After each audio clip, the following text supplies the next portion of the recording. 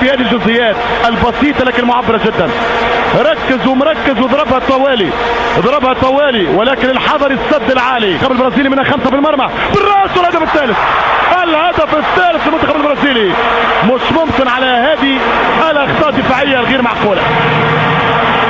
اللاعب جوان اللي من 30 ثانية نبهتكم، اللاعب جوان اللي من 30 ثانية نبهتكم. مش ممكن الهدف الثالث للمنتخب البرازيلي. هنا قوة المنتخبات العالمية. اضرب الان، كرة عالية من احمد حسن. كان في بوزيشن، في مركز كان ممكن ينجح به المنتخب. عوض يتقدم سيد، يوزع سيد، اين الراسية؟ جول! مش ممكن ضاعت، لكن المنتخب المصري موجود.